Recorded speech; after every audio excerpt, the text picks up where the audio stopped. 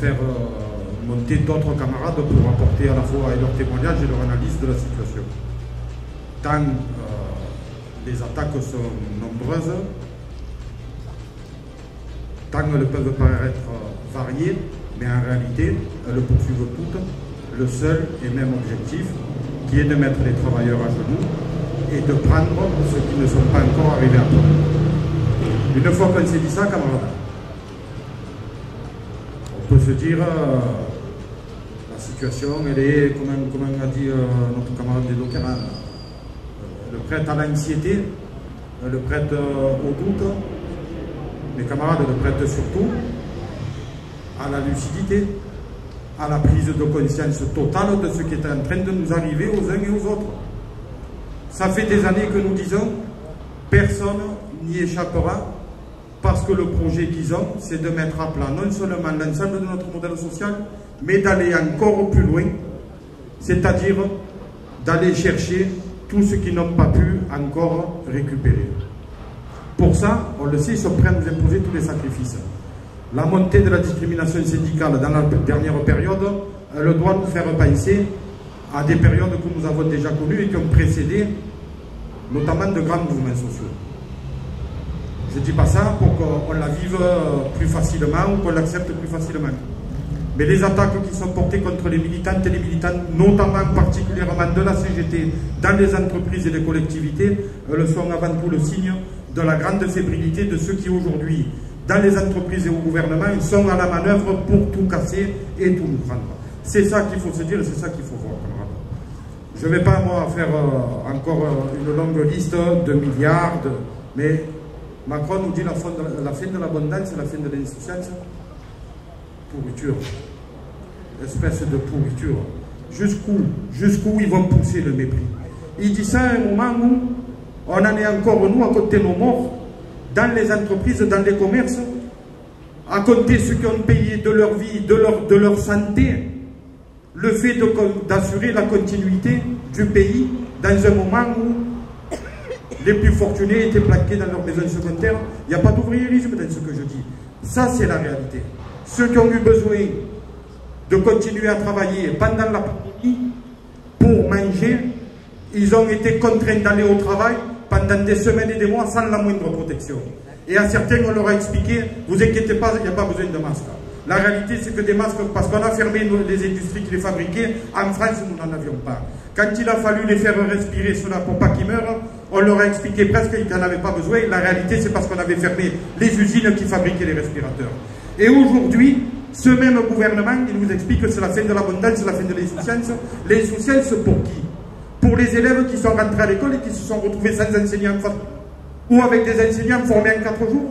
C'est en 4 jours qu'on forme un prof qui va préparer les générations futures qui devront faire, eux, tourner le pays et le mener à la prospérité.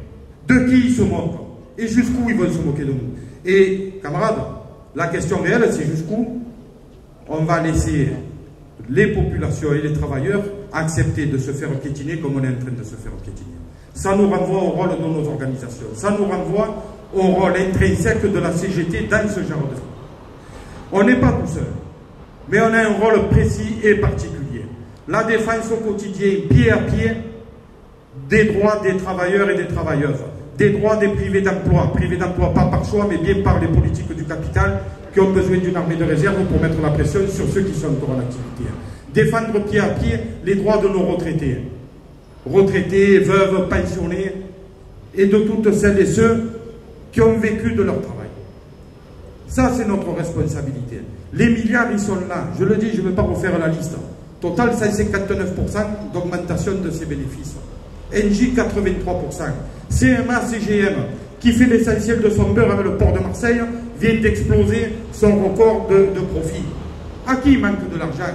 Les seuls à qui il manque de l'argent, c'est à ceux qui le produisent. À ceux qui l'ont produit, à ceux qui ont fait que le pays est à ce niveau encore aujourd'hui. Et on doit nous expliquer que les sacrifices, c'est encore pour nous. Au nom de quoi? Au nom de quoi nous devrions accepter de nouveaux sacrifices? Camarades, la crise financière de 2008, nous l'avons payée jusqu'au dernier centime. La crise sanitaire de 2019, nous la payons encore aujourd'hui. Derrière, ils nous sortent une guerre, camarades, qui n'est ni la nôtre, ni celle des travailleurs ukrainiens, ni celle des travailleurs russes. Ça, on doit le dire, le répéter et l'affirmer. Il n'y a aucun travailleur, il n'y a aucune classe ouvrière du monde entier qui n'ait la moindre chose à gagner dans les guerres que les capitalistes se livrent entre eux pour assurer leur domination sur l'ensemble des systèmes économiques et leur mainmise sur les richesses et les matières premières. Ça fait partie de notre ADN et nous devons le répéter. Le progrès social, la justice sociale, avant tout, c'est la paix entre les peuples, la paix entre les travailleurs. Parce qu'en partant de là, le brouillage idéologique auquel ils se livrent en nous expliquant qu'aujourd'hui c'est la fin de l'abondance et de l'insouciance, c'est ce qui va conduire aux pénuries d'électricité, à l'augmentation des prix, à l'augmentation des prix des carburants, à l'augmentation des prix de l'alimentation, sous prétexte de la guerre que quelques riches se livrent entre eux. Nous ne devons accepter aucun des arguments du capital dans cette affaire-là. La seule solution, camarades, c'est les travailleurs unis. Et là, j'en reviens au rôle de la CGT. Notre responsabilité, c'est de donner le maximum d'éléments d'éclairage et de compréhension aux travailleurs. L'affaire n'est pas compliquée. Les riches sont de plus en plus riches et non pas de plus en plus pauvres, les pauvres de plus en plus pauvres. Et pour autant, le fait que les riches soient de plus en plus riches, ça ne les empêche pas de nous expliquer que ça ne vient toujours pas à nous de profiter des richesses que nous créons. Et ça, notre responsabilité, c'est de l'expliquer aux travailleurs et de les organiser, non pas de décider à leur place, mais de mettre tous les moyens que nous avons à disposition pour qu'ils reprennent confiance dans l'action collective, que chacun mesure le rôle qu'il a individuellement à jouer dans l'élévation du mouvement collectif que nous recherchons. Ça, c'est la responsabilité de la CGT, de chacun et chacune d'entre nous, des 30 et quelques mille adhérents dont nous disposons encore dans ce département, et des 1500 organisations de la CGT des Bouches-du-Rhône. Nous ne sommes pas tout seuls, nous avons besoin de pouvoir compter sur l'ensemble de la CGT, mais pour pouvoir dire, camarades, voilà les suites comment nous les voulons, nous avons besoin, nous, de nous mettre au niveau. Nous avons dans ce département encore beaucoup de choses à défendre et qui sont d'ores et déjà dans le viseur de ceux d'en face. Je pense notamment à la RTM. Les camarades ont évoqué les attaques, encore une fois, sur les activités portuaires, maritimes et navales. On connaît les attaques portées à l'ensemble de nos industries. Tout ça, nous allons le défendre. Nous allons le défendre pourquoi? Pas par principe. Mais si nous voulons des services publics de qualité, des emplois en statut de haut niveau, partout où il nous reste des choses à défendre, on doit en premier faire en sorte que ces camarades-là s'en sortent pour qu'ils soient non pas l'avant-garde, mais le socle de la mobilisation commune que nous avons à développer. Et ça, camarades, jusqu'à la fin, je le dirai, c'est le rôle de la CGT, de chacune et de chacun d'entre nous et de toutes nos organisations.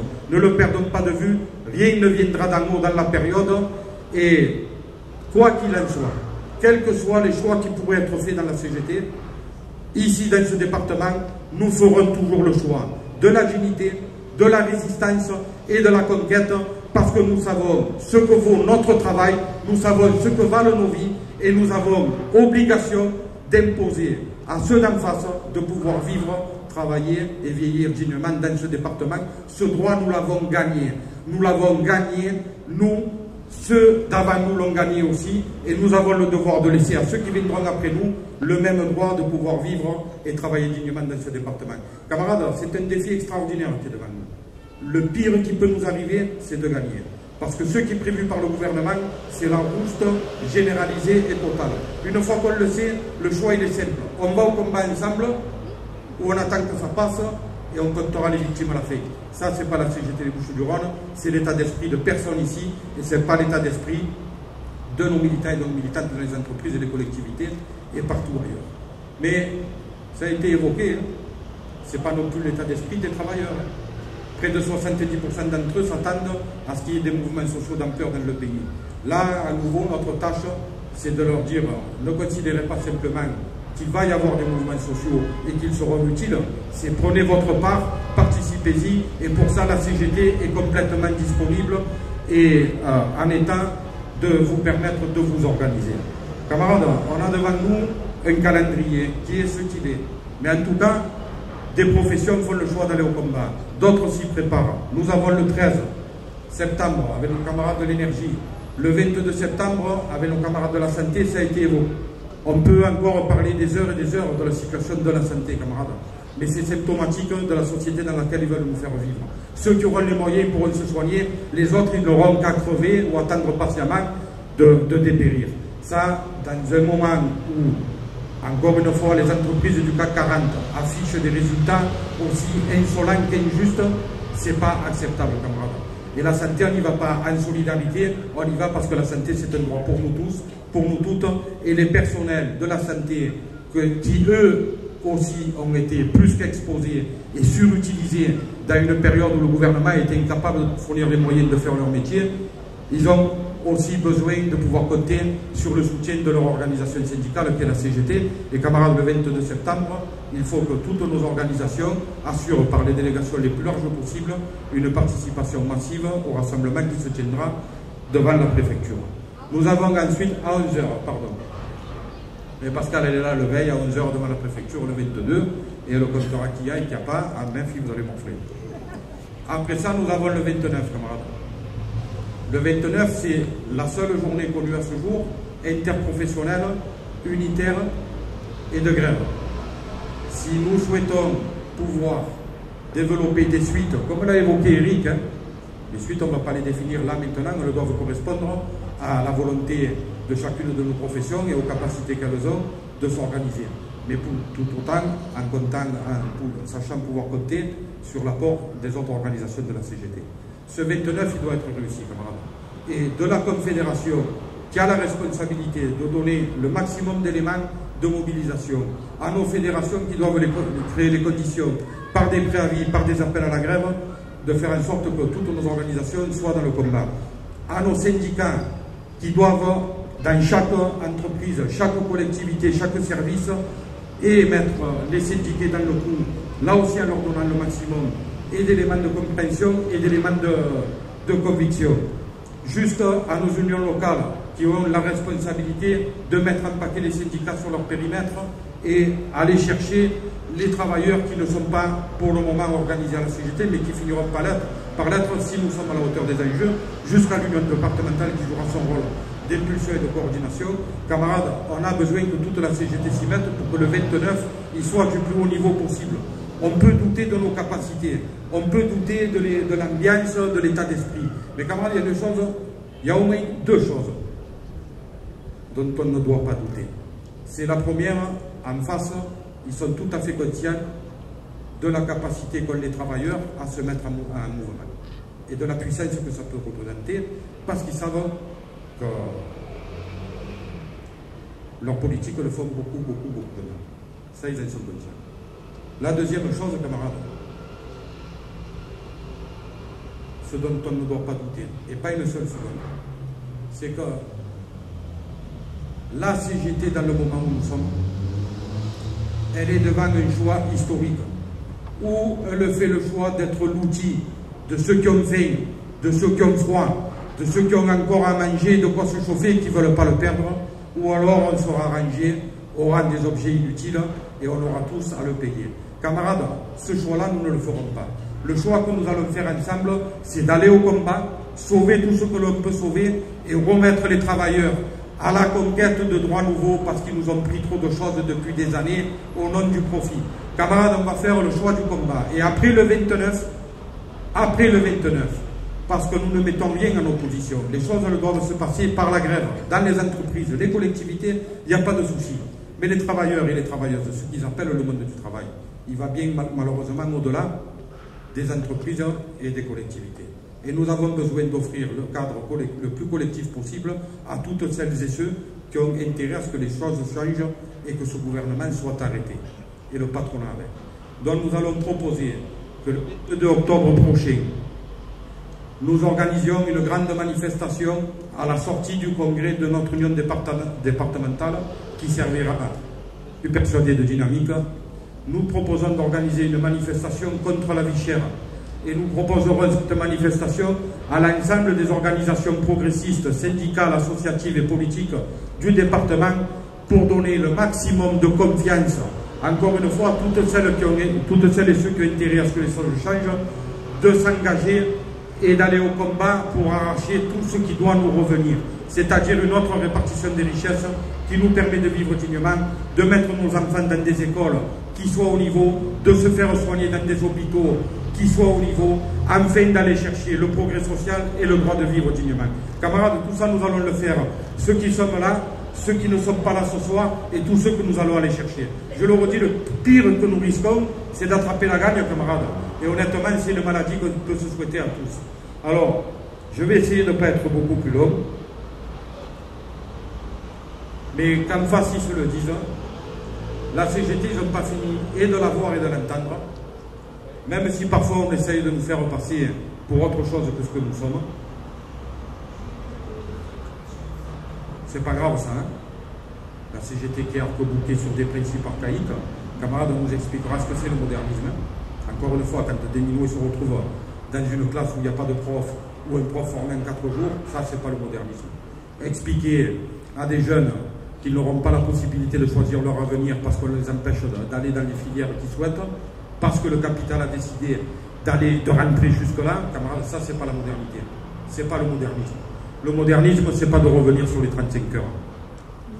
Le modernisme, c'est d'aller aux 32 heures. C'est d'aller à une réduction drastique du temps de travail pour faire en sorte qu'il n'y ait plus personne au chômage et que chacun puisse profiter de sa vie. Camarades, la modernité, c'est nous qui l'apportons. L'avenir, c'est nous. Le progrès social, c'est nous.